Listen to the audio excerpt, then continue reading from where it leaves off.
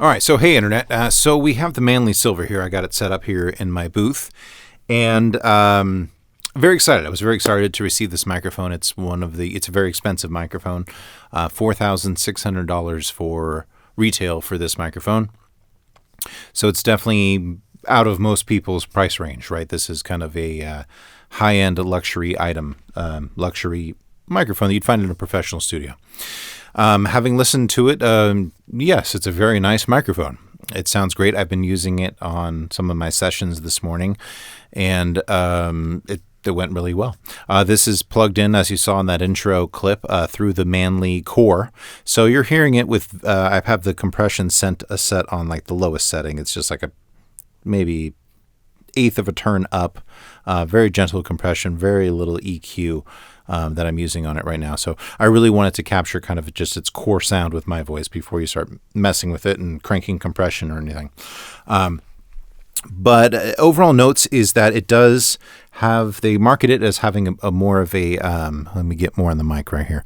They do market it as having a silky sound, which I agree with. The high end, it's not brittle. Like some of the microphones that I've tried, the high ends were kind of brittle sounding. This is very smooth high end. And the cardioid reference C that I have has a very strong mid-range kind of punchy sound, which works great for promo VO and voiceover in general. This has more of a natural, polished sound than that hard-hitting VO, reference C VO. Both great, both have strong applications, both can, work well. We're splitting hairs here, but this would be more of a, instead of just kind of a forceful sound, it's more of a silky or conversational sound, I would say. 1, 2, critics and audiences agree. No, critics and audiences agree. Yeah, it doesn't have that, quite that impact that the reference C has. So in today's VO world, that might actually be a better thing, depending on the what it is you're trying to make with your voiceover work. Definitely works great. I was singing into a little bit. It sounds really nice when you sing into it. It's a great singer's microphone. I'm going to continue to experiment with it and try it and try to increase compression, and I can actually run into the booth right now. Let me do that, and we'll fast forward that, and I'll crank up the compression. We can see what it sounds like when I juice it. All right. Check 1, 2. So I juiced my compression way up, and I hit the EQ. So now this is what it sounds like going through the Manley core when the Manley core is, fully in effect. I think it sounds really nice. Let me turn my headphones up a little bit. Get my headphone gain going here. Critics and audiences agree that it's the year's best film. Yeah, I really like this microphone a lot. I think it's very natural sounding. It captures my voice really well. It's not coloring it too much, but it's giving it all of the right polishes I would want for a broadcast. It's just kind of taking my voice and taking away any sibilance, or I'm not really noticing any sibilance attacks.